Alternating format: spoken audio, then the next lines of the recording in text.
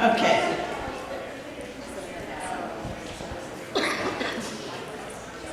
And somebody's going to give me a signal if they can't be heard.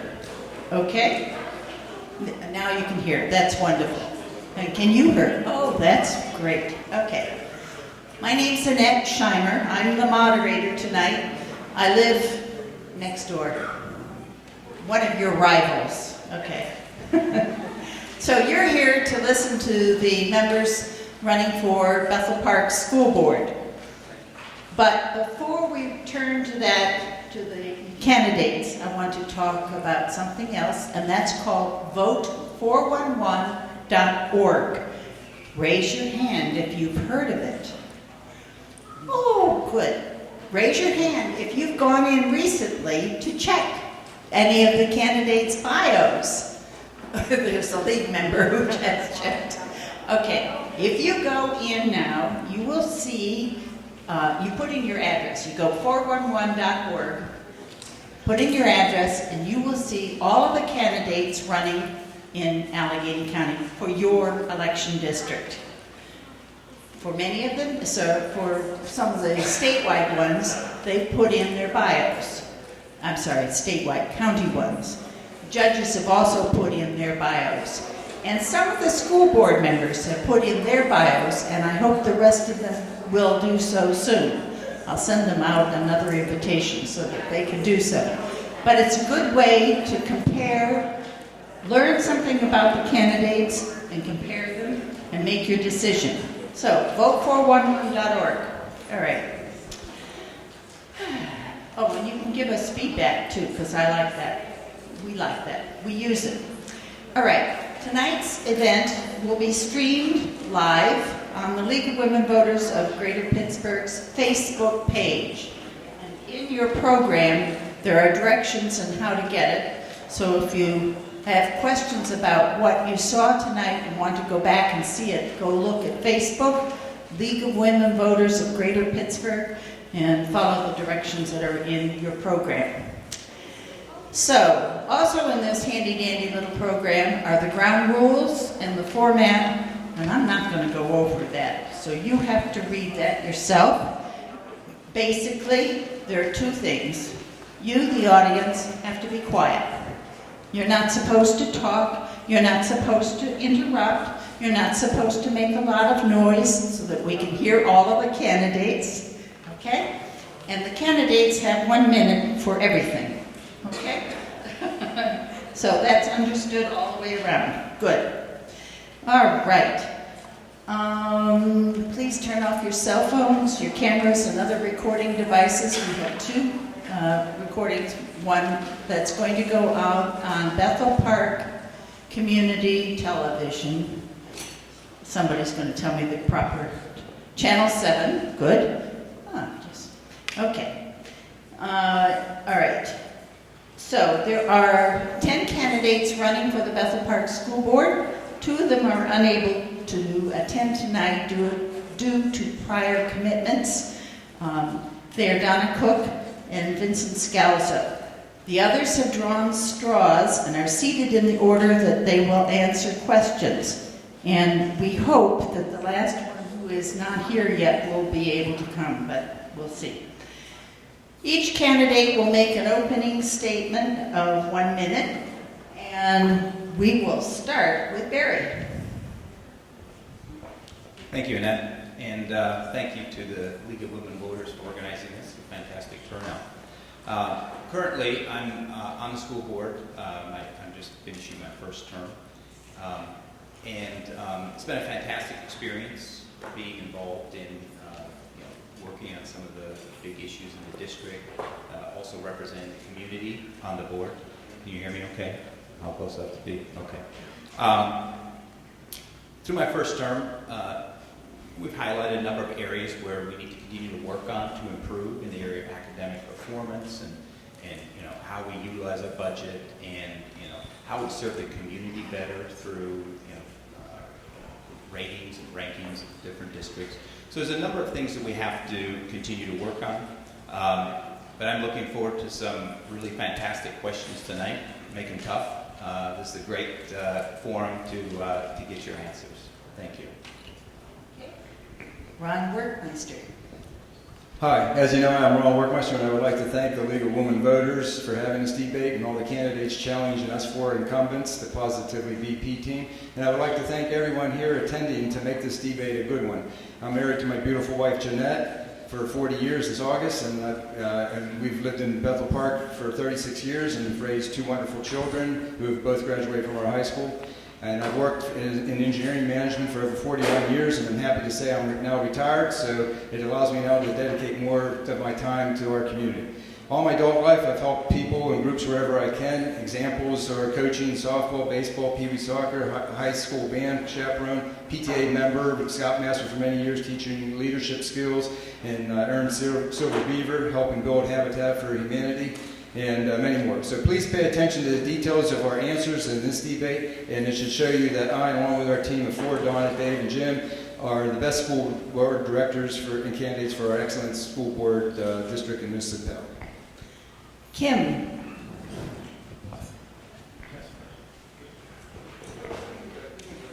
Okay, my name is Kimberly Wells Turner, and I am running for school board because I want my kids to have the same opportunities that I had. I am a graduate of Bethel Park, and as a parent, I am very concerned about some of the things that I am seeing going on, what's coming home academically, and the ranking that just came out by the U.S. News and World Reports that puts Bethel Park at 277 in the state of Pennsylvania. That is not the hot pride that moving BP forward is looking for. So as a Bethel Park graduate, I am doing this for my kids because they're the reason that I moved back to Bethel Park when I had the opportunity to come to the area again. So I look forward to answering your questions tonight. Again, thank you very much to Annette and the League of Women Voters, and for all of you showing up tonight. Jim Means. Hello, I'm Jim Means. I'm a lifelong resident of Western Pennsylvania and a 37-year resident of Bethel Park. Education has always been important to me. My father was a teacher and his father was a teacher. My maternal grandmother was a teacher, and I have several cousins who were teachers. And I was an associate professor of electrical engineering technology at California University for 30 years. In 1968, I received a congressional appointment to West Point, but after a year, I decided I didn't want a career in the Army, so I transferred to WVU. In 1972, I graduated from WVU with a bachelor's degree in electrical engineering. And I graduated from Pitt in 1977 with a master's degree in electrical engineering. I've also taken other college courses of both professional and personal interest. All totaled, I have over 200 credits for college courses. I've served in the Bethel Park School for the last 8 years, and I want to serve again because I believe I can help to improve the district's academics, security, and finances in a way that benefits all of Bethel Park citizens. Thank you. Darren McGregor. Hi everyone, I'm Darren McGregor. I recognize a lot of you. Thanks again for coming, and thanks for organizing. I've been a Bethel Park resident since 1999. I have 4 daughters. 2 have gone through the Bethel Park school system. They're 25 and 22, and currently I have 8-year-old twins at William Penn. The reason I'm running is for those twins, and I definitely see a big difference from what my older daughters received and what my younger daughters are receiving now. And it shocks me. Rankings are one thing, but seeing is another. And, you know, this is a thankless job. I'm sure you guys can, attest to that. But somebody has to do it. And it's time for people to step up and move Bethel Park forward. Thank you. Shana McCarthy. I'm a mom and a proud Ben Franklin family member. My daughters are the reason that I do everything I do. I've been complaining a lot about the district lately, but sadly I made a rule for my children that if you complain about something, you have to do something about it. So now I have to be a role model for them. I've been complaining a lot, and I want to make some changes. So I'm going to use my wide background. I've been an advocate, a teacher, a professor, an academic advisor. I'm a Girl Scout leader. You might have seen me singing in the choir at Peters Creek Baptist Church. I mean, I do a lot of things within the community, but I think that this school board position would really use a lot of my strengths. but I'm not arrogant to think that I can do it alone, so I'm here to hear what other people have to say and what ideas they have for moving our district along. Jim Modrak. Thank you. Thank you for everyone coming out here tonight. And thank the League of Women Voters for putting this fine program on. Again, my name is Jim Modrak. Some of you may know me. I'm a retired Bethel Park police officer. I worked in this district, in this community for over 30 years. I was the first school police officer by the Bethel Park School District, and I'm presently working in a neighboring district as a school police officer. The reason I decided to get into this race at this time is the fact that I've been involved with this community in this school district for over 15, 20 years, and I've seen this district move in the wrong direction. I think with my knowledge and resources available to me and my insight, I'm willing to work with the team and with the community and all the stakeholders to get this district to move in the right direction and to move forward. Again, thank you very much. Okay, we're going to start the next round. Ron, you're going to answer the question first, and we'll go down consecutively down. And I'll pass this mic to you. All right. All right, you can. You're fine.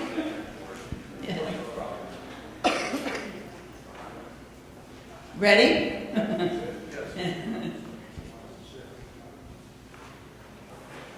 They're going to shift. We're going to shift.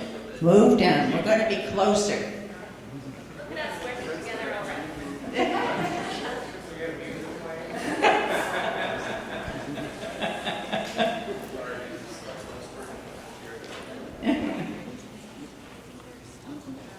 Good deal.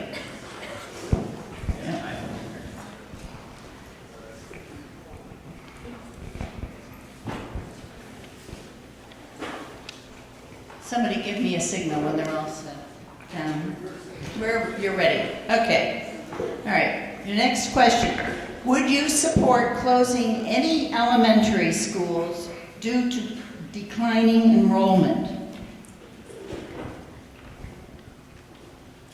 Okay, that's a real tough question for a simple answer, so let me go into it. We only have 1 minute. First, we cherish our neighborhood school districts. I myself cherish it too as well. We have closed, not we, meaning I and the board here, this was years ago, we had closed some schools, as you know, in the past. And it is all based on the numbers, number of kids, the finances, and everything else. So right now we are looking at situations where you're keeping our class size to what the contract says, which is less than 25 or under, but when you start getting down into 8, 10, 15, maybe even, you have to start looking at whether it's fiscally responsible to have the school. We believe that we should try to keep the schools and try to redistrict is the simple answer on helping with that solution. But if you're saying if it's inevitable, then what can you do? But I don't think it is a situation right now where we have to look at doing any closing of schools. Thank you.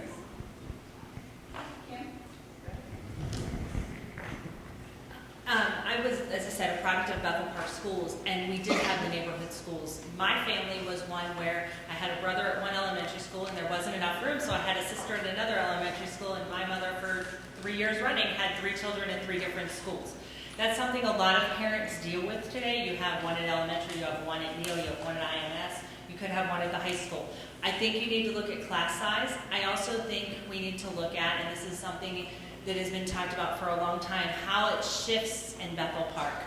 At one point in time, one side of the district is heavy with students, at another point in time, another side of the district is heavy with students in the elementary age group. And I think a long-term plan would identify some of those concerns and be able to look at being fiscally responsible, keeping class ratios, and moving towards the future. Again, a long-term plan is what we need, and we do not have it right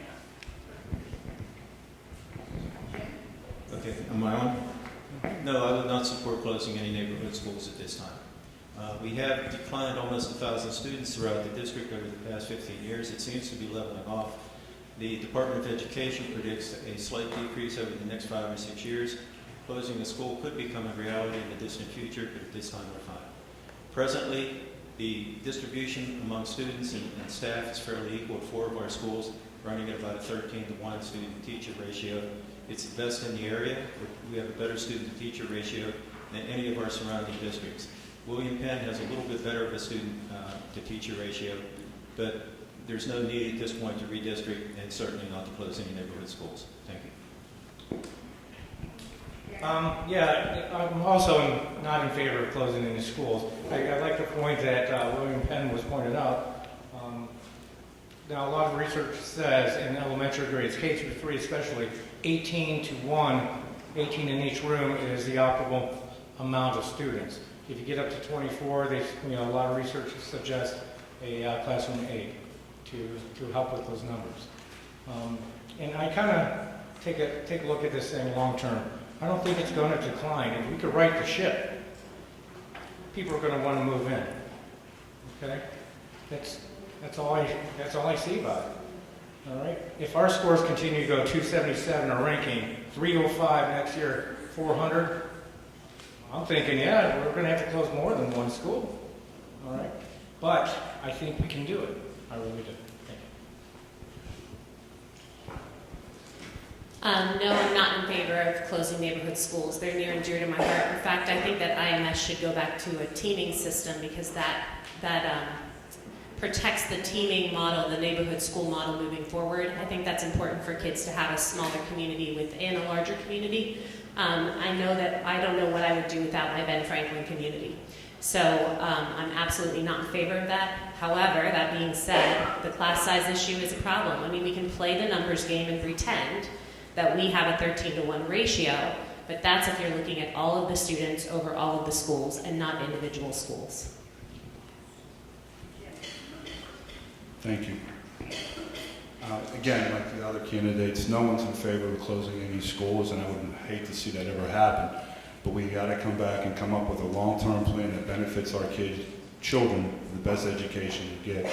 And we provide a better product, we will bring more families with school-age kids coming to our district to give us the ability to maintain our buildings and our staffing at the levels that are ultimate to give the best education for our community, for our kids. Okay, next question starts with Kim.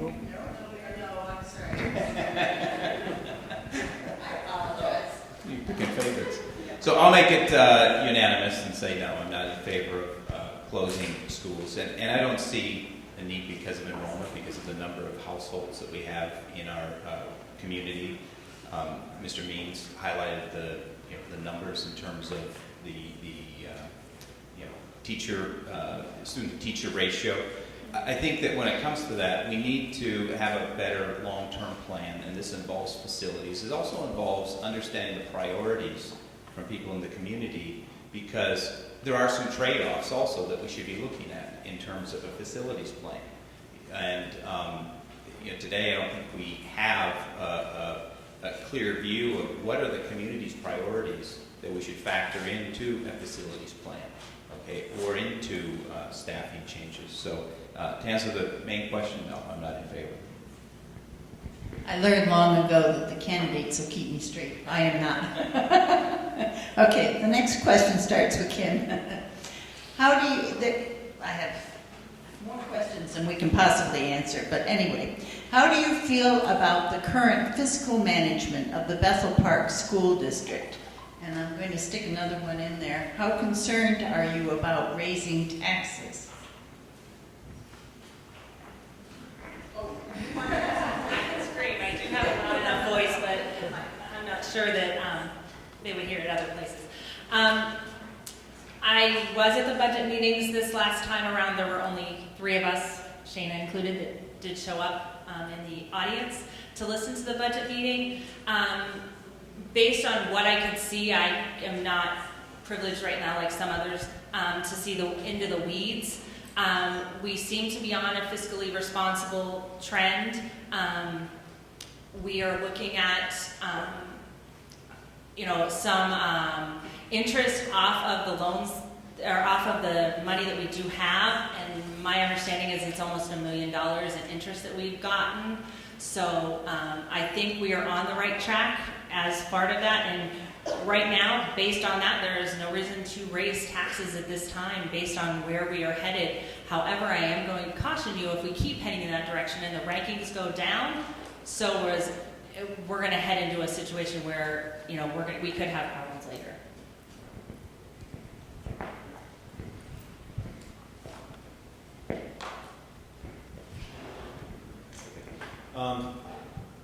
A few years ago, our finance director was coming to us with projections for budgets where we were going to be in the red. We weren't going to have enough money to make payroll. And the question was how we were going to do it, because we wouldn't have been able to raise taxes enough to make payroll. We've gotten to a point where we realized we were overstaffed compared to other local districts, and as teachers retired, we weren't replacing them. And we're still overstaffed compared to other school districts. But we've managed to get the budget under control. We look fiscally sound for a number of years to come. And I would like to dispel the fact that the student-to-teacher ratios aren't very good in all the schools. The student-to-teacher ratio in Abraham Lincoln is 13.35. In Benjamin Franklin, it's 13.04. In George Washington, it's 2.83. In Memorial, it's 13.59. At William Penn, it's 10.93. The overall average is 12.94. By contrast, the only other school in the area between Mount Lebanon Elementary School, between Mount Lebanon Peters Township and Upper St. Clair, there's one school in Mount Lebanon that has a better student-teacher ratio than we do. Thank you. I'm a taxpayer, just as all of you are. And nobody, since the birth of our country, we've been against taxes. But when it comes down to our kids, our grandkids, if there's a need, we need to work that out. If we're saving all this money, but we're reducing administration at the high school, which creates a whole huge mess, and it has been a mess this entire year, then we're not doing good by our district. Our kids need better. I don't say raise taxes, I say use them better. All right? Well, I'm not sure about the teacher-to-student ratio because my daughters go to William Penn and I think they have 19 kids in their class. So I'm not sure where the number's coming from. Maybe reading specialists, stuff like that. All right? Is that my time up? Okay. Seconds? Well, thank you. I'm going to fact check real quick. I was subbing in a school 2 weeks ago. I had 26 kids, and I was the only person in that classroom all day. So you can, again, play this game all day, Mr. Means. All right, that being said, as for fiscal management and taxes, I agree with Ms. Walsh-Turner. We are in a great spot financially. We are gaining about $1 million a year in taxes. Interest on our surplus. We have about $20 million of it is earmarked, about $6 million of it is in a surplus. I was at the budget meeting. At that budget meeting, they said that they had budgeted some money to come out of the surplus, but they had not expected that money would be used this year. They haven't used it in the past, and they don't think they're going to use it in the future. So I'm not concerned about raising taxes. It's not something that's on my radar. I, too, am a taxpayer, and we pay an awful lot of money, and I know that. Thank you. Thank you. I, too, own houses in this town. I pay taxes. I don't want to see them go up unless it's warranted. The financial status of the district we all know and recognize is in a good spot for this time. It made great strides over the last so many years. I acknowledge that. Problem is that we're cost. We have staffing issues at certain levels of the building. We have our priorities, maybe not focused enough in regards to what our kids can do academically, what kind of program we have for them. Again, no one wants to see anybody raise taxes, but again, we want to make sure our children, your grandchildren, are getting the best education they can. People moved here. Generations of people moved in this community for education, and they were willing to make sure their kids have a quality education. Thank you. Okay, thank you. When it comes to the financial state, when I joined the board 3.5 years ago, I went through and benchmarked all of our neighboring districts, our leading districts around Peters, Upper St. Clair, Mount Lebanon, and others. What I found, and this is what I uncovered, is that our staffing ratios were high. We hadn't adjusted them in the last 15 years with declining enrollment. However, through the course of this, we pocketed all of that savings into holding taxes, which is okay, maybe, But we have not invested, what I think is critical as you're downsizing an organization, to reinvest in areas that you have to fill gaps in or invest in new programs. And so this is an area I could talk for hours about, and if you want to talk to me afterwards, I'd be glad to. But I think we have to do more to take the savings in terms of right-sizing and aligning our financial metrics with other leading districts and reinvest that savings into Bethel Park.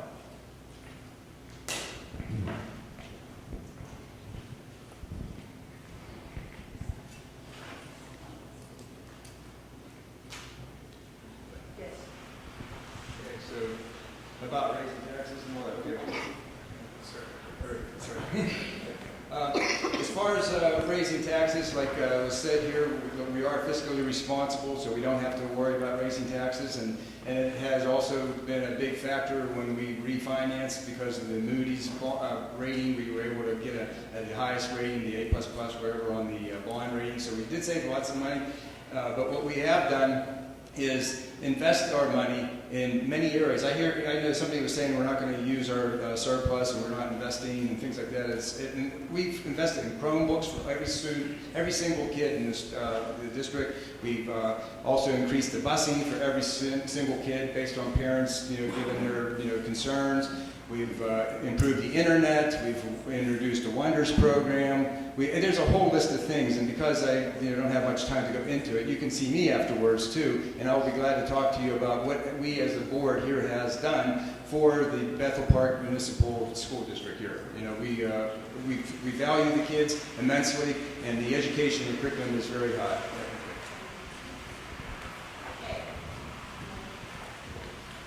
And Jim, down here.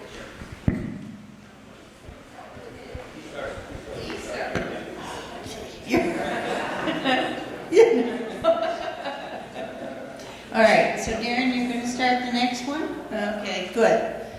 What will you do to raise the ranking of the Bethel Park School District? Now, there are a number of questions that reference the newspaper or the magazine's rating of Bethel Park, and it's already been mentioned. So what will you do to raise the ranking of the Bethel Park School District? I'm glad you asked that. The ranking, you have to realize the rankings that a lot of these places put on aren't necessarily based on academics. And the one that Shana likes to quote all the time is the Pittsburgh Business Times. They use a proprietary formula. They don't even tell you what they're doing. And it includes data from the last 3 years. And some of them include, responses from teachers and surveys and all sorts of things like that. If you look at the statewide test only, we are ranked 49 out of 603. If you go to schooldigger.com, they tell you the methodology they use, and we are doing fantastic up until the middle school level. As a matter of fact, Independence Middle School is doing better than 98% of the other school districts in the other middle schools in the state. The problem we have had, and have had it for years, is the mathematics program in the high school has been dropping off, and that's been killing our rankings at the high school level. And I promise, if I'm elected, I will dig into that. I will make that my top priority, second only to school safety. So I get to go first next time, right? So yeah, rankings. Rankings takes a lot of, there's a niche report, there's a U.S. News, there's the Pittsburgh Business Times. I don't think it's all shiny like some people think it is. The scores on math are concerning. We're barely above the state average in math. One of the things I would like to do there, and I've voiced this many times in the last year and a half, we can add co-teaching to algebra classes. That's the keystone test that they take. I currently co-teach in the neighboring district. I'm sure all of you know where I teach. It drives that, we actually have 17 kids in that class. We have 3 classes, they're all co-taught, so that brings it down to almost 9 to 1. These kids, whether they're special ed or regular ed, come see me throughout the day if they have questions. That's just one way you can utilize resources without having to hire another teacher to maximize what we need to do for these kids. Thank you. Mr. Means likes to point to the stuff that says we're doing okay, and this is the problem, right? Because if we don't acknowledge it, we can't fix it. If you look at the high school, the Bethel Park High School has fallen under his term from 70 to 146 in his school digger ranking that he likes to point to. Things that we can do to move forward, there's all kinds of stuff. At the Keystone level, we could give students projects instead of making them take a test. We could be doing CDT testing to see if the reason that the students are below grade level is because they're coming in below grade level, or what is our part in that. We have students that we are bringing up 3 grade levels in a year. That's unfair to the teachers. If we had data that we were doing, maybe we wouldn't quibble with it so much. So there's a lot of no-cost testing that we could be doing with our students, one time at the beginning of the year, one time at the end of the year, to see exactly where students are struggling and pinpoint and make a plan for each student to bring them forward. Thank you. Thank you. What can we do to bring the ranking up? Bethel Park, it's where it was at one time. When I got my job in '87 out here, this was how the esteem of our neighbors to the west, St. Clair, Peters, and Mount Lebanon. It's work with the people who know the community. It's work with the teachers. We had a meeting with the teachers a few weeks ago. When I have a teacher come up and says that they have not had revisit the curriculum since Dr. Knight has been the superintendent. And I believe Dr. Knight has been gone over 8 years. That bothers me. That concerns me. These are the group of the people that are working with our kids. They know to stay on top of what's the education standards and progress is being made, yet their opinions not valued. The other stakeholders are the rest of us in the community. That's what we need to do to get us on top, get our ranking moving up. It's work with more people with a common goal to move us forward.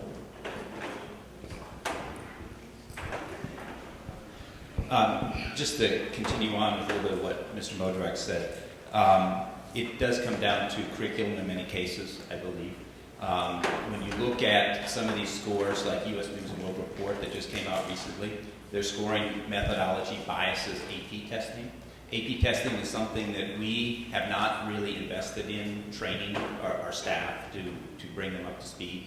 We've made some staffing changes that have destroyed some of our capabilities in the AP testing. And some of the districts around us will pay for students to take maybe their first 1 or 2 tests. When you look at AP, there's probably less value from a student standpoint with less colleges accepting those credits. But there's a huge value with the district and the taxpayers in these rankings, probably more benefit than the students when it comes down to these rankings. This is how families who are coming into our district evaluate us and make a decision if they want to move here.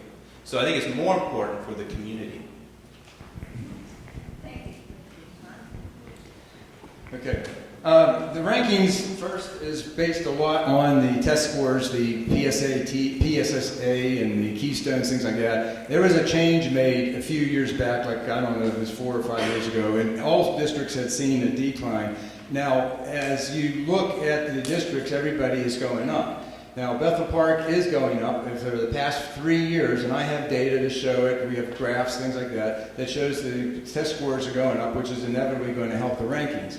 The rankings, as far as the curriculum goes, I talked to Beth Wells last week about a couple of things, and in prior times too, but in particular this was most recent because there was a question about the books being outdated, like you might hear. That is not necessarily true at all, because the fact is that there could be some, I don't know this because we're only privy to what we're being told, but the Chromebooks is where the classes can be, the books can be done through the Chromebooks. And, oh boy, no time. Okay.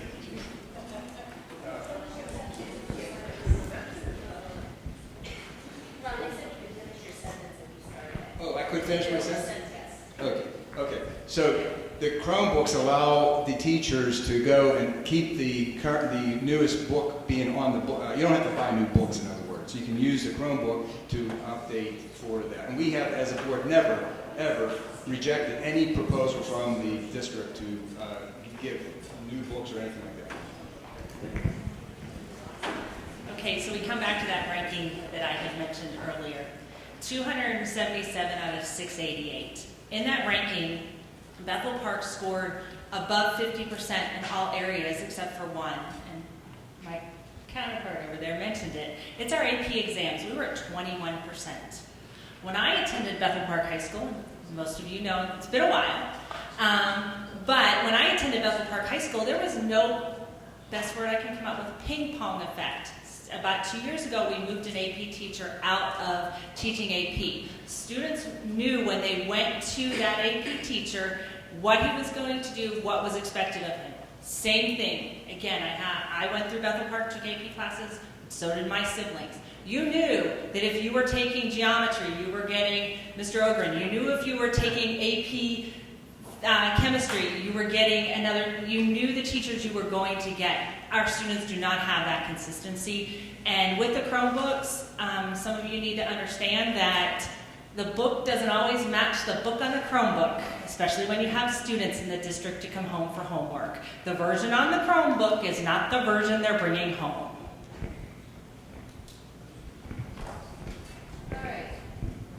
On to the next question, and Darren starts.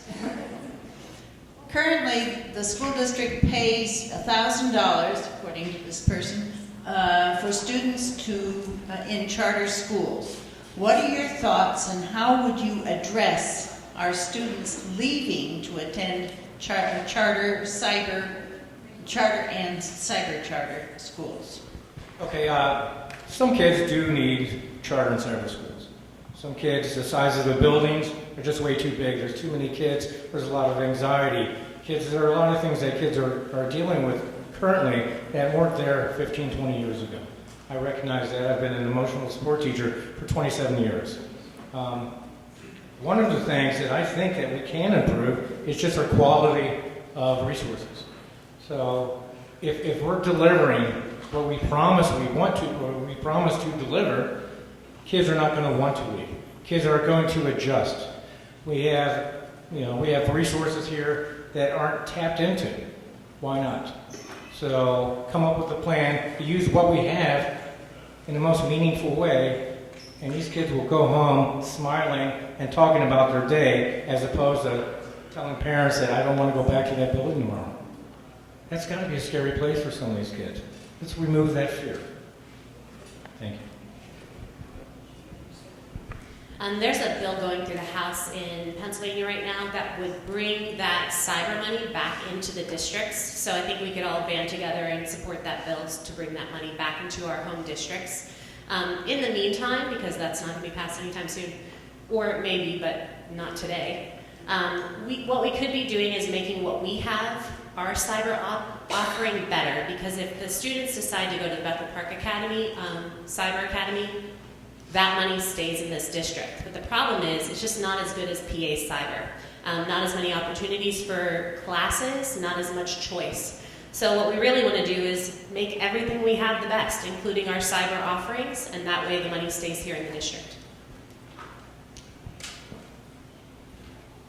As we know, the cyber schooling, charter schools, comes out of the state legislature. Sometimes it's out of our control. To go on with Shane was saying, I know firsthand is that Bethel Park does have an online academy, and I was working at the district as part of some discussions when it was instituted. And we need to increase that to keep those kids within our umbrella of Bethel Park, and keep them from going out to the outside programs, which cost us money. Inside the program, our own program, expand it, enhance it, make it more available, make it more custom per kid. Sometimes education is just not a blanket for everybody. Sometimes you've got to hand-develop a program for each kid. If that keeps a kid in the district, that makes a better education for that kid, which is our primary goal, and it keeps that money within our community.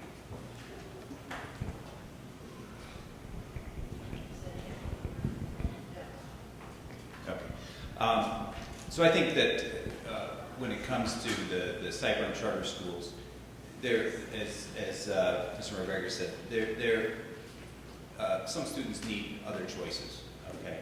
But I think we need to look at every time somebody exits the district, look at it as a data point of why. What are the factors that led to this? And really view this as, somebody choosing us or choosing a competitor over us. I mean, we are, as you have more cyber charter, more options for getting an education from a district standpoint. It's a competitor, and we need to look at why people are going there in order to provide the best educational experience for our students.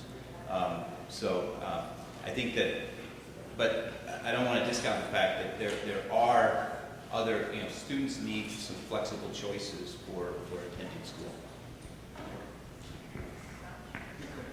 As far as cyber schools go, yes, choices are good, and a lot of times it's really imperative. Certain districts really need cyber school options, but in Bethel Park we have a great school district, and luckily we do have a Bethel Park cyber school too. But there's a thing called Still Center, as a lot of you know. That's sort of, in my mind, like a cyber school in the sense that it allows the students to have another option to not go down the path of a university route with college or university. They can go ahead and do their studies through Still Center, which a lot of them have succeeded very well. So this is something we promote, and we are encouraging students to always look into that as an option.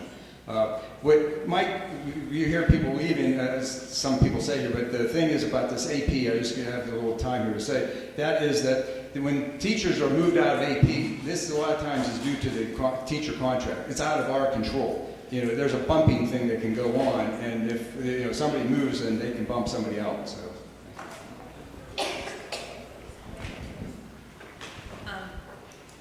Working in higher education and regulatory and compliance, each child learns differently. There may be students that need extra support. There may be students that have anxiety that cannot walk into that building. I agree with Mr. McGregor. But we have to have options for them, and we have to work with not just the student, but the family, and make sure that the BP Cyber School, where the money would come back to the district, has the offerings that those students need that choose to go in that direction. We cannot say, we'll go to PA Cyber because it has more options. We need to beef up what we have. We also need to beef up what we have in the classrooms. We need to keep Bethel Park students active in Bethel Park so that they come back to the community. They may not be in the school. They may not feel comfortable, but we need to keep them in the community, and by keeping them in BP Cyber, we keep them in the community. Ma'am, can I ask you a question? Yes. Would you repeat that question one time? I certainly will. Currently, the school district pays $1,000 for students in charter schools. What are your thoughts, and how would you address our students leaving to attend charter cyber schools? Okay, I thought that's what you said. The cost for a cyber school student isn't $1,000. I don't know what the current fee is, but I'm sure it's in excess of $12,000. There's a formula that you put the school district through, and basically I think you pay all the cost of our brick and mortar costs. So it is very, very expensive. We started the Bethel Park Academy to get some of that money back. It's not a full-fledged cyber school. As a matter of fact, it's not a cyber school at all. A cyber school is really an independent school district. It is a public school entity. And the purpose of that was to keep some of that money in-house so we could use it. It wasn't, and we're not competing with the cyber schools, and we don't want to put more money into it than we're saving by keeping those students. But Barry brought up an interesting thing talking about the school rankings in the AP classes. That was my point exactly about using these evaluations of school districts that don't use straight academic scores. We have a robust program at Still Center, and we're encouraging people to go into the trades. They don't take the academic courses. They don't take the they don't take the AP courses, so it's unfair to compare apples and oranges. Thank you. All right. We're up to Shana. You start the next one. Do you support full-day kindergarten? If so, why, and what kind of timeline are we looking at? So my children did half-day kindergarten. I was very happy with that option for myself. However, I have done some research in this issue because it's very important to a lot of the people in this community. And here's the thing. We need people who are willing to listen to what the community needs and wants, and then what's best for our children. So I looked into it with a friend of mine that I think is an expert in early childhood ed, because I'm very concerned about developmentally appropriate education at that level. She's convinced me that it can be done. If we're looking at a timeline, the timeline is going to be tough, because part of the problem is we need to assess the need. There are people in our community that want to keep their half-day option. Is that something that we can do? There is a lot of listening that needs to happen, a lot of research that needs to happen to see how many of our community, and I actually think it's a majority, I think it's a majority of our community that needs it, students that are already going to daycare options that are full day. So to say, oh, it's too long of a day, well, they're already doing that outside of the home. Again, full day kindergarten, like any other program we have in the district, again, we need the input from those who are knowledgeable of the subject. Needs and the wants of the community as the parents, and again, what other options we have available. Is if it's beneficial and it helps the educational process of our students, then there's no reason why we couldn't look forward in trying to progress with that. But again, if there's a group of parents that benefit from a half-day program, all right, again, we need to meet those options and see if we can come up with a plan that meets those goals. Again, if it's beneficial for the kids to get a better education, then there's no reason why we should be looking into it. Thank you. So I'm not opposed to it. Like others have said, I'm not an early childhood development specialist, but what I'm in favor of is organizing a larger group of people to evaluate this. I think you do need the learning development side of this. We have to evaluate this from a facility standpoint, a staffing standpoint, to know if it's even physically possible to do it with our current facilities that we have in place. So there's a number of factors to consider. I think it's absolutely a great study to also collect the priorities from the community to understand what all of you want in terms of full-day kindergarten. I think that's the role of the board in general, is to understand your priorities and then put the committees in place to go out and evaluate the feasibility of them, the timing of them, and how we would invest in those kinds of activities.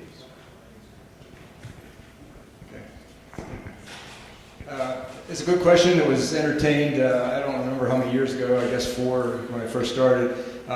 Just to go over it briefly real quick so we don't have enough time to go into all the details. It does take it's a major change. We are looking at not just facilities as far as fitting in within the building. We may have to go and build a whole new building to put all the kindergarten kids in. And then we have the busing issues. We have, it's a whole long thing of it. But what we would like to do, if it is going to be entertained, we would have to have a committee to meet. We would have to have parents directly involved, because parents will be complaining, we're guaranteed. There will be some saying, I don't want to see my student being bused a half hour away to this central place. Others will be saying, you know, whatever. There's a whole long list of things here. So it is something that we will be, I myself, I should say, as a board member, would be definitely wanting to talk to parents about, and we'll have a meeting and we'll discuss it. But at this point, it is a big effort. It's not something simple. Thank you. I think we need to listen to the community. This issue was brought up several years ago, and there was a lot of parents that were in favor of half-day kindergarten. However, like Ms. Willis, I agree that we need to look at the issue, and there are a whole lot of majority of parents that have, I believe, changed their minds, because students are in all-day daycare. I mean, I have a 4.5-year-old. He's dropped off at daycare by 8:15 in the morning, and he gets not picked up until 5:45 at night. He knows how to do all day without mom. I also have a child that did kindergarten outside of Bethel Park, and it was full-day kindergarten. It was not all academics. I mean, it was all academics, but it was fun in the afternoon. They would take the STEAM program and pick lessons from the morning to work in the afternoon. So it was learning, but it was fun, but it also readied them for first grade, because we all have to remember, no matter if you do half-day kindergarten, we're going to be compared to school districts that do full-day kindergarten, and they still need to meet the criteria and the core requirements to go to first grade. I will not support all-day kindergarten. There is research that indicates that up to 86% of the reading failures are boys, and the worst thing you can do is push academics down to a further lower level, because what it does is it creates failures that people never recover from. It's better to get off to a slow start and have success than to push your kids early. You would never judge a marathon runner by how he was doing at the 1 mile point, but yet that's what we're doing. We're pushing our kindergarten kids and judging our academic standards on how they're doing. So no, I would not support an all-day kindergarten. I would also like to point out one other thing, changing the subject a little bit. The real estate value in Bethel Park has been going up significantly. We are really doing well, and the fact that people are saying our real estate values are going down and we're destroying the district is completely false. Thank you. Okay, if the community really wants a full-day kindergarten, I'm behind that. I don't know, I'm not aware of any research that states that, and I do read a lot. So if you can email me that stuff, that'd be great. Here's what I'm thinking. So people are talking about commissioning a study, a committee. I've heard several board members currently state that you need 5 votes in order to direct the superintendent to do something. 5 votes. So right now we don't have 5 votes that are going to direct a study. So we could talk about it all day and night. It's never going to happen unless we get the board on the side of the community, on the side of the kids. That's what we're talking about. So I think one way to alleviate that is to allow parents to keep their daycare and have busing from kindergarten to that daycare rather than just 2 points or 2 places where they could send their kids. Next question goes to Jim first. With such a national emphasis on the growing need to reduce stigma and identify children with mental health concerns, what are 3 concrete things you would do to address the mental health and social, emotional skills of students? So 3 things. Not my area of expertise, but working in there, thoughts I have coming across dealing with kids of all ages within our district is, 1, identifying concerns and issues at a youngest age as possible, working with our parents, working with our staff that are working with the kids day in and day out to identify what they believe may be something of concern. 2 is providing the support networks to help these kids out, to give them the best benefits they possibly can, and then carry that through from level to level. As kids transition through the elementary, middle school, and high school age, make sure that plan is set up, followed through as we go through the whole plan. I will say this, a parent came up to me and was very upset at the fact that their child was diagnosed with a learning disability, and this district was refusing to sit down and work with them and completely cooperate with them to make sure their child gets the best education if that child can. And that does bother me. So I think we need to make improvements working with our families, working with our staff. So I think in this area that our pairs in the district are incredibly valuable to this. We absolutely need to make finalizing a contract a priority in this area. We also need to take a look at what kind of support structure we give through counselors in that office, that group as well in this area.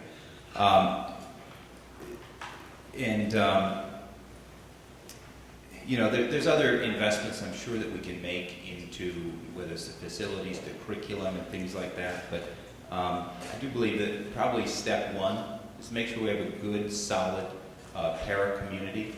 I see a tremendous amount of turnover. If any of you come to the board meetings now, it's the number 1 category of jobs where we have turnover, people constantly leaving. I think we really need to solidify that position and help make them more long-term employees.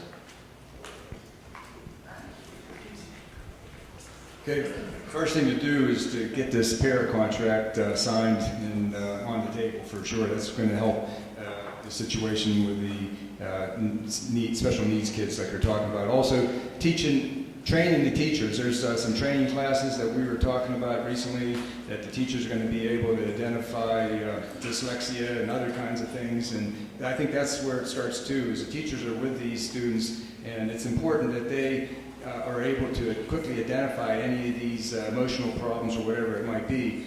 Also to help guidance counselors and our sociologists, psychiatrists, sociologists, all those people, social workers, and that to also work with these people and to help improve them. Also to try to encourage parents to do more as well, because we see areas where parents aren't just giving their kids enough time as much as we should see them doing. And I guess that's it, because I don't have any more time. I think the first thing is we need to have more open communications with families, first off, if we are seeing something. But to address that, you need social workers at each level in each building. And we don't have that right now. We do not have full-time social workers in each one of our buildings. That's the first thing that would reduce concrete risk factors. That would also then open up the communications with the parents and the families to work through it without judgment. That's a huge thing that we have to overcome at some of these schools, is without judgment.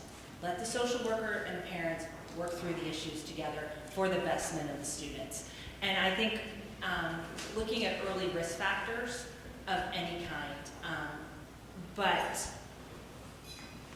you have to work with the parent and the family, not just talk over them. You have to work with them. Yeah, this is definitely not my wheelhouse, but I think the most important thing is the early identification of problems. And I think it might also be necessary to get social workers involved, because a lot of times the parents don't want to admit their child has a problem. They're afraid that even a learning disability, let alone a mental disability, is some sort of problem. Since a para contract is brought up, I would like to say I think it's important to get this settled. And the board wants to increase their salaries. About a year ago, we offered them a contract package with almost all the salary they wanted, but they turned it down. The problem is that we're haggling over Article 3, which limits how we can reallocate the paras. We need to be able to allocate paras for the best interest of the children. And I've been pushing for fact-finding for a long period of time, and finally we went to fact-finding. And what we are offering and what the paras are demanding is going to be made public very soon. Thank you. Again, I'm glad you brought up Article 3. Little Johnny has an aide on a daily basis. So little Johnny, it does not report to school off the bus, and so if you had managerial rights, you're going to send that aide to a different school. Johnny gets dropped off because he had a tummy ache. Now he has a hard time at school that day. His anxiety goes up. That's a risk for not only little Johnny, but the other kids on the playground and in the classroom. Guidance counselors at the elementary level is needed. Social workers need to work with teachers, support staff of coming up with strategies to manage behaviors. They also need to work with parents. Some parents just don't know how. They need to be taught and trained. All right? We need like student assistance teams at each grade level, so that we could bring in the workers that we have from outside agencies to address also these concerns. Thank you. Sheena. Thank you for addressing Article 3, so I didn't have to take that. So I'll say stuff I know you were going to say. One of the things that we need to do, you did ask for 3 concrete things that we need to do. We need guidance counselors at all levels. We are currently maxing out our social services at almost all levels. We have things that students are dealing with. People are mentioning special needs. That's not what mental health is all about. It's not just about an IEP. I mean, we have kids that have anxiety, depression. They're threatening suicide at lower and lower levels.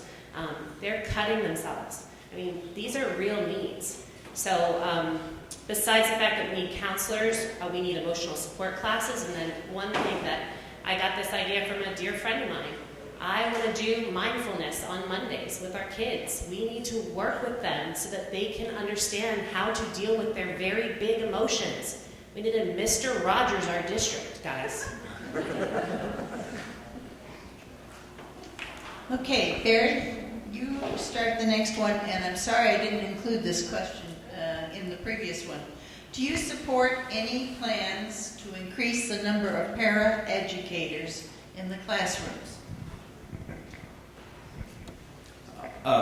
Today, the requirements are determined by the IEPs that are in place. I think it's important that we have the people in place that are required by those IEPs to make sure that we're actually fulfilling all of those requirements. I'll go back to my previous statement. I think that what's more important than maybe adding more is making sure we have that we have stability in the group of pairs that we have today, because the turnover, I'll repeat myself, in every board meeting is the highest category of turnover of any position. And we really need to stabilize that turnover in order to provide best value. Okay, turnover with the paras is because of the contract. Like we said earlier, we must get that signed. When you're looking at what they're being paid right now compared to other districts, it is very, very low. And that is something that is basically a frustration for us. We want to see this contract signed. And like Perry says, we want to have stability in there. So having good paras maintained and not leave our district is imperative. So we want to see a good contract, and that is going to be the biggest step on trying to help achieve this.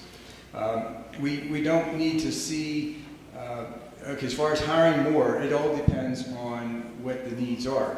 As a board member, I can tell you this: if it's clear to me that the need is there, I will not reject the need. We have, like I said before, passed anything as a board member that looked like it was going to be for the good of the children, as long as it's fiscally responsible. If we find that it could be a part-time para to take care of it because it's only going to be half-time, then that's what we would do. Can you repeat that question? I apologize. Do you support any plans to increase the number of para-educators in the classroom? Well, I think Mr. Nagel has asked this question several times at board meetings. How many paras do we need? When the current board and the superintendent can answer that question, I think then we need to revisit the para contract. I also believe that we need to look at other districts. We have been told several times as I sit at board meetings in the audience that we are going with everything that's the norm, that paras are all part-time, paras are this, paras are that, and they're not. We're losing paras to districts because they're being offered full-time jobs with full-time benefits. We need to treat our paras that help our students every day of the week the way we want our children to be treated. We want them to be there full-time every day as little Johnny gets off the bus or as other things happen. We want the paras there. I have a student with a 504 plan that needs help. I need a para there. I think we need to know the numbers before we can address anything else. Thank you. Yeah, we definitely need to raise the salaries of the parents. There's no question about that. We're having difficulty filling the positions. But we also need some managerial rights. Right now, Article 3 basically says we can't change the working condition of a para unless they allow it. They're only told you half of the story. Little Johnny's home 3 days with the flu. His para doesn't have anything to do. And Mary's para in another school is off 3 days with the flu. And you can't send the para from one school to the other to cover that for 3 days. It is our intention to provide consistent care for the kids, not to switch paras around on kids, but to have the consistency of one para working with the same kid for a long period of time. But people do get sick, and the para situation with the IEPs is really fluid. It's much more fluid than the classroom situation. So yes, we need to get this solved, and we need to raise the salaries, but we need some managerial rights. Thank you. I keep hearing about stability with the paras. It's not stable if it's just not for the kids who have IEPs. All right. So if you have a para who's in the classroom, the other 18 or upwards of 25 kids also benefit from that. They benefit from their guidance. They benefit from their redirections and prompts.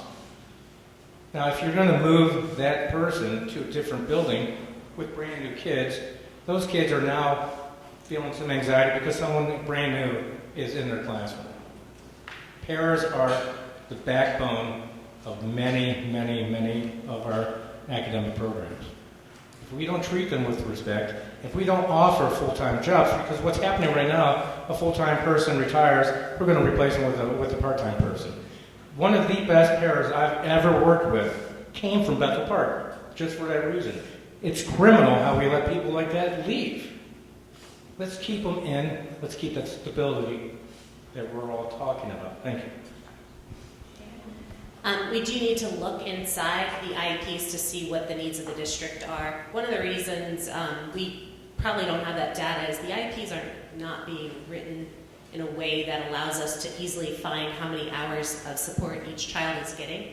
And we do need to take away the stigma of an IEP and a 504 by allowing all the paras to work with all of the kids. So if there is a kid missing, that doesn't mean the para has nothing to do. That's not the way para support is supposed to work. That's all I have to say about that.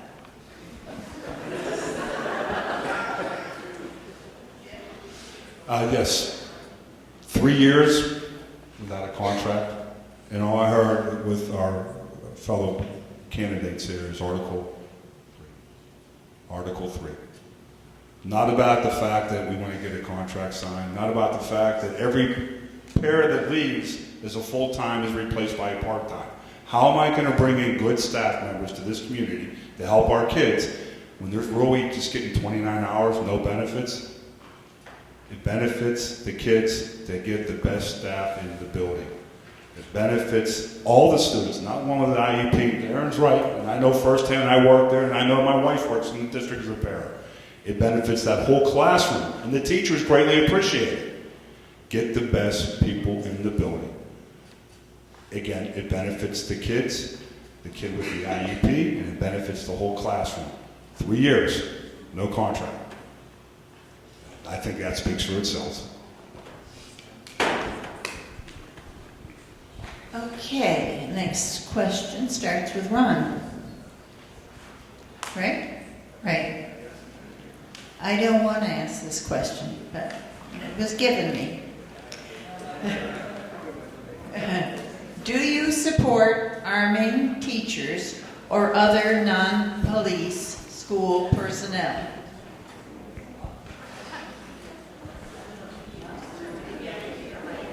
Do I support arming teachers or other non-police personnel? Okay. It's a very difficult, it's a difficult answer to answer in 1 minute, but let me just say this. I know that the consensus is no, teachers, you got to watch, there's some teachers that I wouldn't trust with not even a knife, you know what I mean? And not teachers, I'm not picking on teachers, let me just say anybody, I shouldn't say that. Okay, I said that wrong. There's a so please, do not do that quote. I'm just saying, because the question was the teachers and that, but there's people we would not trust even with a knife, okay? There's many teachers I would trust with the guns, and that's a fact. But the fact is that it takes a lot of training, and you have to be very careful with it. So, on the surface, no, I would not support somebody that has a gun unless it's a police officer. I do support a police officer having a gun. If you look at the city of Pittsburgh, they outlawed that, which is insane. I think that I feel a lot safer when I see somebody with a gun. And in places that there are guns, it's a lot safer when they're carrying, like a police officer. So thank you. Wow. I come out of a juvenile diversion, intervention, and prevention background with a law degree. I actually think police officers should carry guns. I believe that police officers belong in our schools. I've come out of an area where I spent 5.5 years that had the second school shooting in the country. Took a lot to get used to when you send your child to pre-K and kindergarten there. So I honestly have to go with Ron on this one a little bit of, I think we need to be careful on who we do it with if they're not a police officer. Because of others that can get hurt. However, we have a fantastic program in our school system that one of our candidates started, and I sat on his board for several years, called ALICE training. And I believe at the high school they did a training today to the rally points. That is a program that parents, educators, and everyone can get behind so that we only arm police officers. In general, I would say no. I don't think that teachers should have guns in the school because the kids would have too much access to it. It's not the teachers I don't trust. It just makes too much opportunity for mischief. Security guards, if they have the proper training and the proper credentials, I guess that would be okay. I got to say one other thing. Officer Modrak, I resent the fact that you said that we weren't interested in getting a contract with the parents. I think Ron and I and Barry all said that we were. And that's a high priority for us. So, well, we're trying, and the fact finding is one of the things we're going to do to try and get done. So thank you.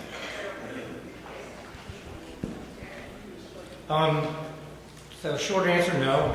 I don't support that at all. I'm actually going to agree with Mr. Means on this one, surprisingly. But the kids get into all types of places in schools. You know, when I do hall duty, and Mount Lebanon's a pretty big school, you find kids where they shouldn't be. Right? Things will happen. It's just it's just a natural thing that's going to occur. Kids will get their hands on whatever, and you don't want to be that district who makes national news because an armed teacher is disarmed by a very strong kid, or the kid gets into the cabinet, opens up the lock. You know, I think there's too many factors. I do agree that with the armed resource officers, that's adequate enough. If we have police officers visiting different schools at random points where possible shooters might believe they may be encountering a police officer, that might be a deterrent as well. Thanks. No. Can I get her time?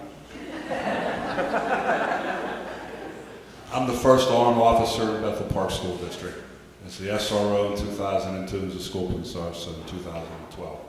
We made great strides. We have a good community. We have a lot of things in place. I work at a district right now. After the last incident in Florida, my superintendent and our board, without hesitation, hired 3 additional school police officers. So we have 5 buildings. We have an armed police officer in each building. This board has made progress, not denying that. They are concerned, there's no doubt. There's still work to be done. Not all the schools have armed officers in them. We work day in, day out, or they work day in, day out with Bethel Park Police trying to make these buildings as safe as they possibly can. The question at hand, it was arming teachers. In Bethel Park, it would never be necessary.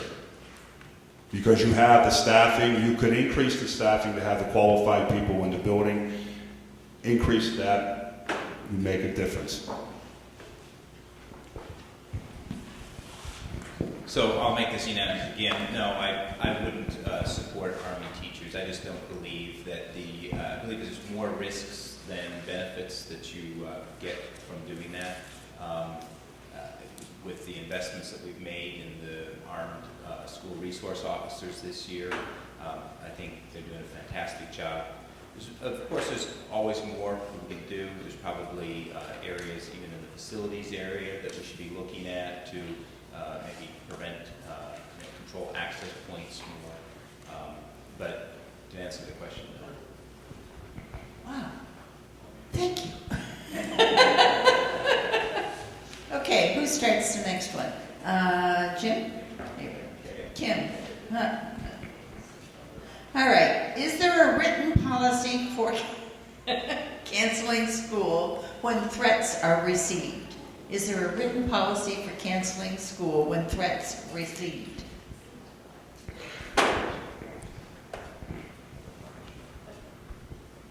I don't believe that there is a written policy. I have not heard at the school board meetings that I have sat at that there is a written policy to cancel school. I believe that is our current superintendent's policy, that he cancels school when there is a threat.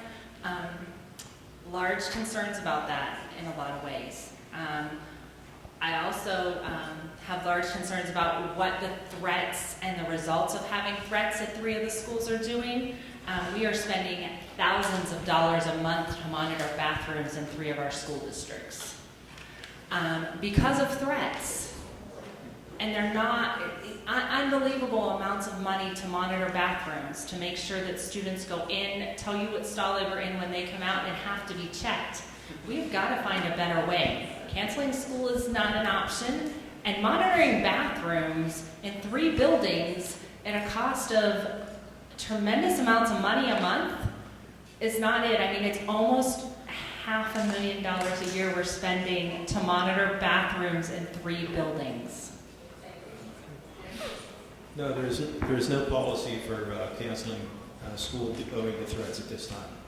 The school board feels that you can't really define a policy that would be adequate.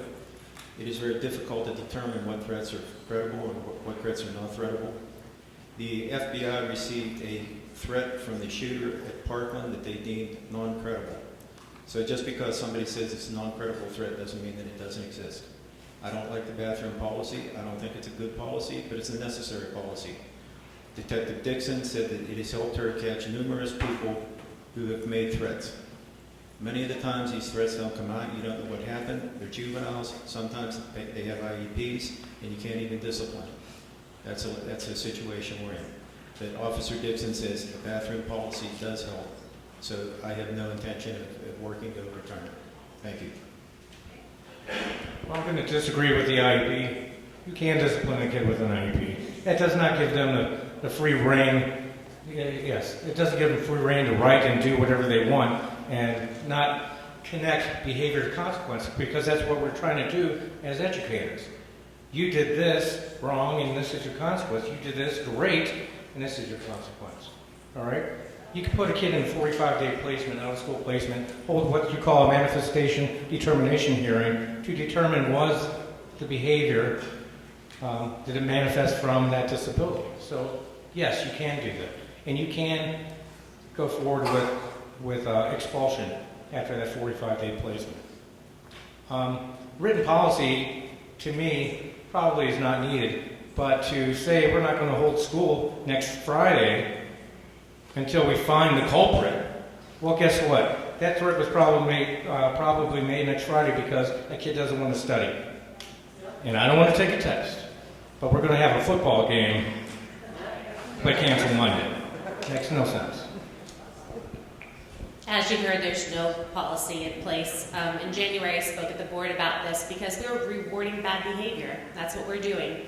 I mean, never in the history of active shooters, and I've done active shooter training, not just participated in it, actually done the active shooter training for a lot of school districts and after-school programs. Never in the history of active shooters have they given a date in advance. It's never happened, not one time. Now, could we be the one place where it happens? Sure, that could definitely be a thing that could happen.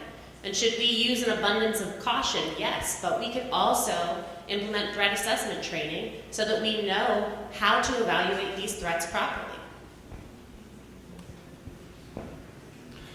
In my time as the SRO and school police officer, there was numerous threats that were made at the building, bathroom writings, messages involving hit lists. Actually, we never closed school. We were bound and determined based on the information that was there, based on the group of people that were working together from the police and the educators, to make sure how real the threat was. And like Shannon said, up to this point, there's never been a threat written in the bathroom that's actually acted out. Goal was to make sure that we provided a safe building. On those days we have the threats, yes, we increased school security. All right, we made a presence. Even one day we searched kids coming in the building. I delayed the students arriving in their classrooms for over 45 minutes to an hour to make sure that they were searched. We kept school open. All right, it's the circumstances based on what I hear right now are similar to the ones I dealt with. I don't know why school was closed. All right, if it changes and there's more information, some districts will close school. But I'll tell you right now, those that I work with and they make that decision to close school, you'll hear it come from the police department. The ones that make that determination based on the information that they have. Thank you. So, no, there's no policy in place like everybody else has said. It's a decision at the superintendent level, central administration level, but specifically the superintendent, and that decision is driven from the top down. It's one of my concerns, not only with the decision around threats, but also the implementation of policies and how we monitor the outcome or the problems from those threats.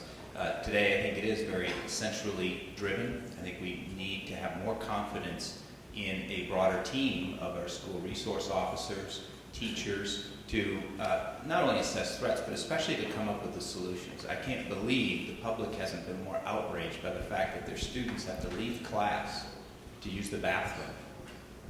Okay? That, to me, with a daughter in school, I think is outrageous that students have to leave class to use the bathroom. We've had many parents say, thanks for doing it. It also has caught a lot of kids it has caught a lot of the notes, and we have been able to capture the people that have been writing the notes because of the bathroom policy.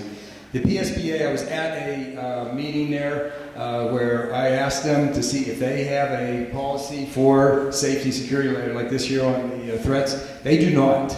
So this is why, yes, we do not have one yet, and I'm not sure if any district does have a good one or even any. We did at the board talk about trying to have a policy, but it is a very delicate and sensitive thing. You start setting things in writing, and then you have to follow it and all that. And we need somebody like our superintendent that is privy to some very good details about maybe who it might be or things like that that we're not privy to. And also, life was a lot different years ago. It was mentioned that, oh, we didn't have to worry about canceling school. I bet you most parents here would say, yes, we do have to cancel school when you hear a threat. Our kids' lives matter. Thank you.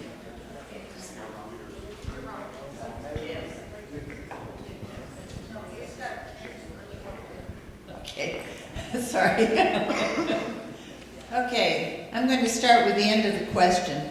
How do you feel about raising taxes? And the question in its whole reads, in business, companies increase costs to make a better product.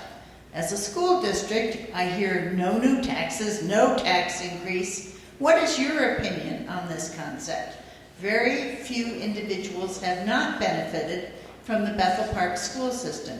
How do you feel about raising taxes? I have no problem raising taxes if it's required, but right now it's not necessary to raise taxes. Under our old superintendent, I was asking continually, saying, we need to replace all these teachers that are retiring, because in the first 5 years I was here, we dropped 500 or 600 students, I think about 500 students. She said, well, if 3 retire, or 4 retire, maybe I can only replace 3.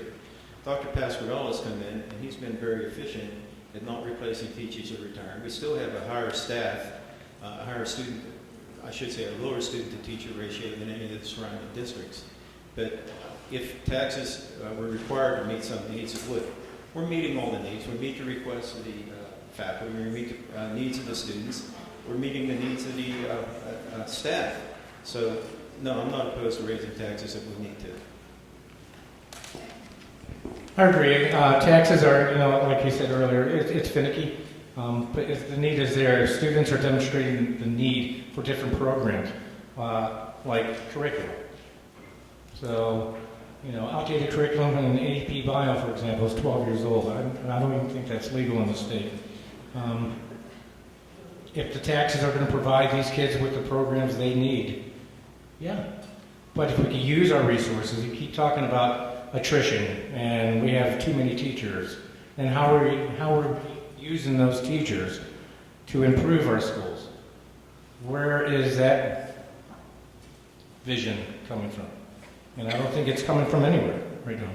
So use the staff wisely, and then let's talk about what we need. Thank you.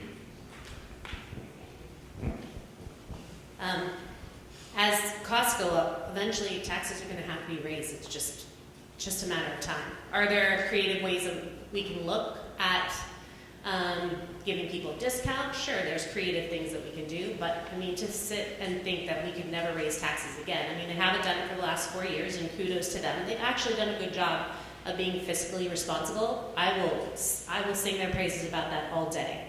But if you're saying you're not going to raise taxes while the rankings are tanking, that's problematic. We need to have a great education for our kids. I listen to a lot of people. I have a lot of really smart friends, so a lot of what I say is because I listen to somebody else. And a friend of mine told me this great Greek proverb that it's a society grows great when old men plant trees that they know they're never going to sit in the shade of. That's what we're trying to do. This community needs us to invest in it. And yeah, so I'm fine with raising taxes if that's what we need to do to make this place great. Board President, in February, when a public release information came out of the school district, and to me, I read it, and this quote makes reference to 4 years of those taxes being raised. And that's pride, but I want to be recognized as that if I'm so elected on this board with a lot of other members up here, is that that's important. But what's more important is the fact that our kids are getting better quality education. And I contest what they've been doing here lately. Otherwise, I wouldn't be here. Taxes, you got to deal with them. If it's necessary, then it has to be raised. Nothing stays the same price forever. But I want to be recognized as the fact that I'm part of a school board that put the priority of giving our kids the best possible education that they can. And that should be the goal we should be recognized for, and that's something I want to be proud of saying. When I quoted in some kind of article with our school district is that we provided the best education we could for our kids. Thank you.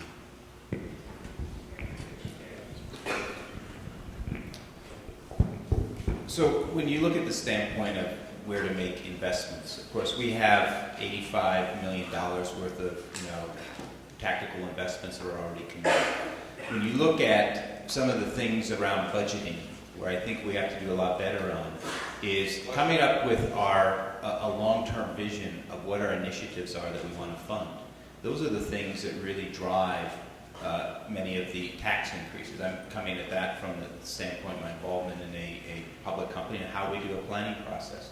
So yes, there's a number of areas. We talk about a number of gaps that are emerging today around the rankings and the test scores and all kinds of other issues.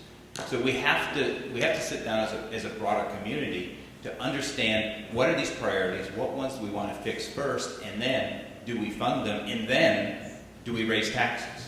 Okay, so raising taxes isn't the first step. The first step is to figure out what you want to do and how you're going to fund it.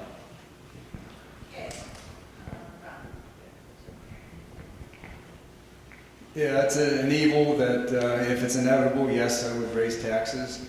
Historically, for the past 4 years, I have not voted. We did not need to vote to raise taxes. We were fiscally responsible. We know that as far as part of the reason we were able to do this to help explain, I mean, when a teacher retires, it was not willy-nilly, well, we just won't replace them. We did go through an effort to see if the teacher was going to, that position was going to be needed to be replaced. But in the contract that we just signed, which we were glad that that was signed with no, no strikes or anything like that, what we were able to do is get the 6th and 7th period added. What that does is allows some of the teachers that didn't have a full schedule, they were able to then go ahead and help pick up some of the 6th and 7th period for a stipend. And what we were allowed to do then is to take any of these positions and move that teacher into there to fulfill the students' curriculum without hurting anybody. So we didn't lose any classes or anything. It was just that position.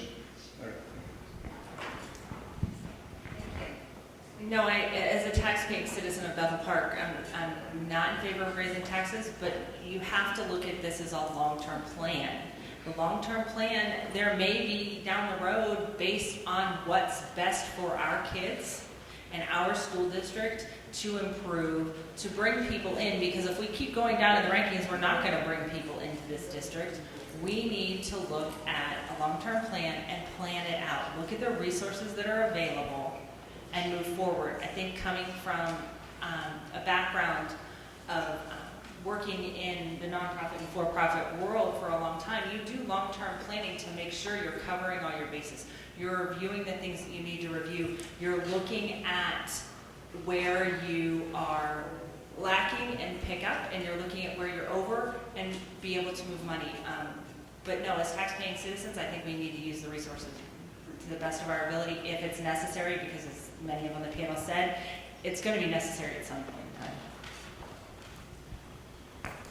Okay, this is going to be my last question to you, and then you have closing statements, so it's almost over. All right. And it's a short question. Do you think there should be term limits for school board members? Why?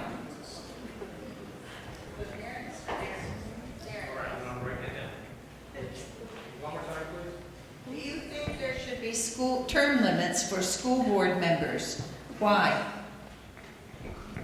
Well, I think you have to take a look at the effectiveness of the school board and kind of go that route. If we continue dropping in the rankings, then I say I'm all for it. So why keep with the same when we're not improving? But then again, what if you have somebody who's totally awesome and they can last for 20 years and they give you awesome advice, they're passionate about their job, they interact with the community, which I would like to see the board do now, more so. Just something simple as I sent out a survey a couple of months ago, and I got tons and tons of responses. So if our school board was more vocal with the community, and they listened more with the community, and are doing a nice job, then I probably would vote no. Yeah, yes. I actually looked into this. Apparently it has to change at the state level. I do think that this is something we absolutely have to have. I can only serve on my PTO for 2 years. How can the people of our board serve for decades? I mean, it makes no sense to me. New ideas come from new people on this board. Why not draft people to make changes? And it's okay if we don't get the best people. I mean, we get people who listen, who want to learn. I mean, you can ask any of these school board members, because they don't do this for money. They don't get paid to do this. They're doing this for service. Now, their personal reasons, I don't know. But they are not doing this for money. Nor am I, nor is anybody that's sitting at this table. We are doing this for service, and I guarantee every single one of the people who has already served on the board has learned something. Were they perfect? Did they fix everything that we want fixed? No. But there is an ability to learn through service, and we can only do that if we limit the terms. Yes, I'm in favor of term limits. I think it's a responsibility of the community to sit there and bring good people to positions like this. This is the biggest budget between the two budgets in the community here. The municipal budget is 20 million less. I think you need more people to get actively involved and come in and be part of this process, because it impacts all of us. A good school district equates a good community and vice versa. So there's no doubt we should have some term limits to require to get more people involved, bring fresh ideas, different approaches, different perspectives that represent the whole community, and try again to make our schools the best they possibly can. Thank you. I think this is actually a question for my wife. Okay. So, do I support term limits? I don't think it's really necessary when you have the number of people running here. When I ran 4 years ago, I really didn't have to run very fast because there was only 4 people running for 5 positions in a district this size. So I would say that, forget about the term limits. Let's have more participation in the election. Let's get more people who are actually running for office, because that's where the great ideas come from. If you have a term limit, yeah, you may risk pushing great people off. If you have more participation in the community, you have more of a selection to pick from, and probably a better evolution of the skills on the board. So I'd rather encourage just more people running.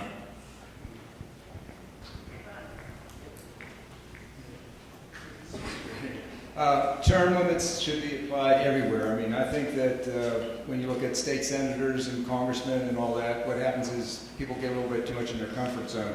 I think 1 term is not enough, but 2 terms is probably a good, healthy thing. It would be nice, though, to see people being more involved and coming even to the meetings. It's pathetic sometimes when we see just a few people, and then if there's an agenda going on, well, then you can fill it up because of something else. But the whole point being is term limits is healthy. I'm all for it. I know, just like you said, my wife would be all for that too, is saying, well, 2 terms, that's it. So that's why I'm running again. I do think it's healthy to be on the board for any position for at least 1 term and then go into a 2nd term, because now you've been educated. I've learned a lot being here on the board. It was a very thrilling and exciting endeavor here. So, yeah, thank you. I think term limits happen when people go to the voting polls. And I think term limits need to be determined by the community on who you want on your board each and every time the election is up. So if you want new ideas, you change the board. You want people involved, you ask them to come. But term limits are based on people getting out to vote. I'm for term limits for legislators in the federal government and state government, because I think there's a conflict between making decisions that involve both the public and your career at the same time. We don't get paid. I don't think it's a big problem. But I haven't really thought about it. I'm not going to do this forever, and I don't think many of us up here are. So to me, it's not really an issue. Okay, now we're going to go to closing statements, and Shana, I'm going to start with you. All right? You have 1 minute. You can tell us why you're running, why we should vote for you, whatever. It's your choice. Thanks, Annette. Thanks to the League of Women Voters again. They came in and they did an excellent job. We really appreciate it. I'm just thrilled that there's so many people running and we have so much interest in this room. So thank you guys for showing up as well. We're educating our future doctors, nurses, LPNs, engineers, tradespeople, scientists to solve problems. Like, whether or not you have a child in this district, you have a vested interest in making this community a better place. And you can choose to do that. We need 3 new people on this board. Choose the 3 that you like. Choose the 5 that you like. But choose people that are going to make a change. Because anyone that will not acknowledge that we have problems needs to go.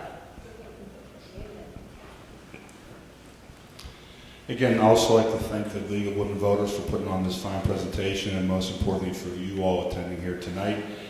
My reason why is the fact that I want to see this community, this school district move forward. I think we have taken steps backwards, and I think it's at this time that we need to get back to where Bethel Park, when I moved out here, when I started working out here, to get that Hawk pride, to get us all feeling proud of the fact that we are part of Bethel Park, and it's going to start with our education. I want to see us improve our education programs. I want to see improve our communication with our community and with our staff. And I want to make sure our students get the best education they possibly can. The buses are always going to come every day in the morning. They're going to be there in the afternoon. That will never change. It's what we do in that time they get dropped off and the time they get on that bus. And you have those short hours with them to give them the best opportunity to do the best in their life. Whether they go on to college, whether they go on to a trade, because they will be the taxpayers of our community. I want them coming back here and living in the community that they were raised in. Thank you. Okay, like I said before, Barry answers to Darren. This Barry.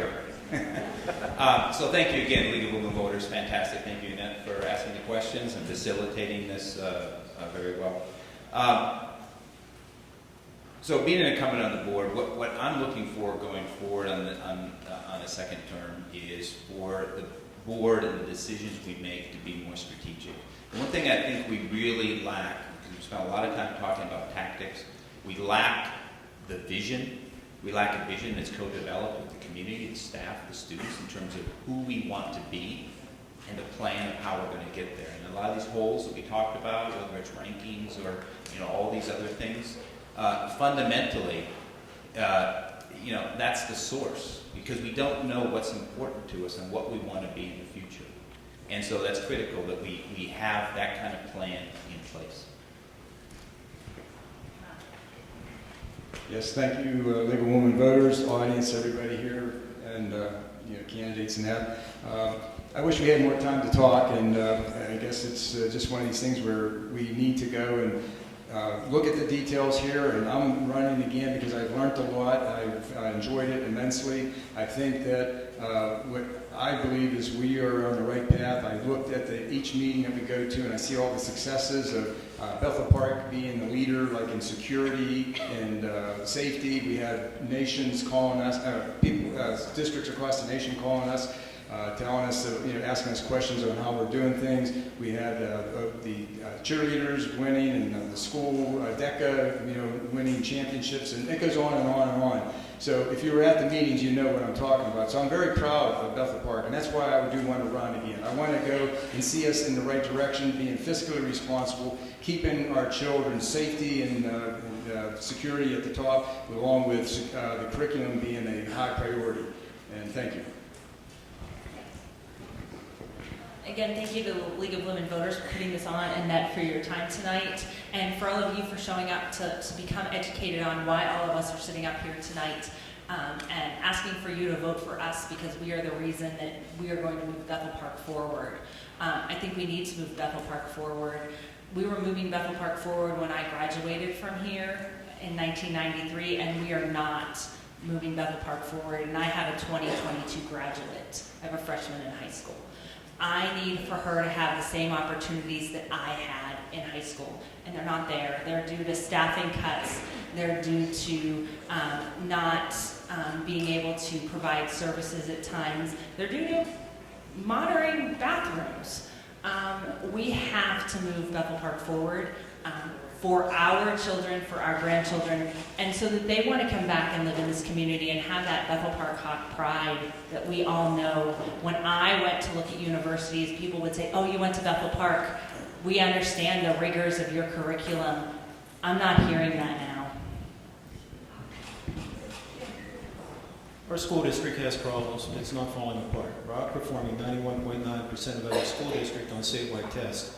And under our new superintendent, test scores are improving. We're leaders in school security, setting an example of best practices for other schools. We're on firm financial footing. We have a healthy and appropriate fund balances. We have revenues to meet the needs of students, faculty, and staff. We're entering our 4th year with no tax increase.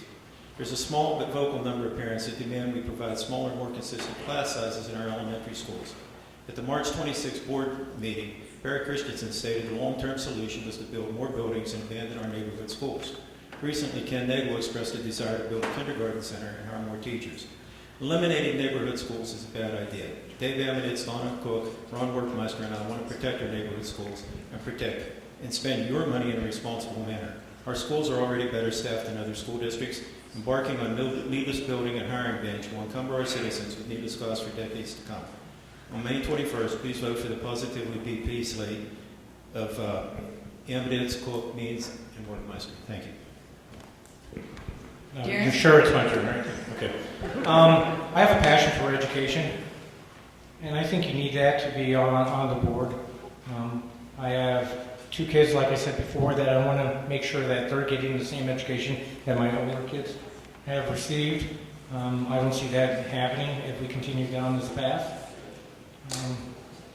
I have 27 years of educational experience as a teacher. I'm also a certified administrator. So I have a unique perspective. Not many people up on this board have the opportunity to live in a high school and coach in a middle school. So I'm on the front lines every day. I see what's happening. And if it's happening in my school, it's happening here. And it's from what I can gather, more of it's happening here. And with the lack of supervision, administration, and foresight that the current board has given us. So please do vote your heart and BP forward. And I appreciate the time. I'll be around if anyone has any questions. Thank you for attending. Thank you. I think we need to individually and as a group thank these candidates for running and thank them for potentially serving 4 long years on the school board at a great rate of pay. I hope you all know that.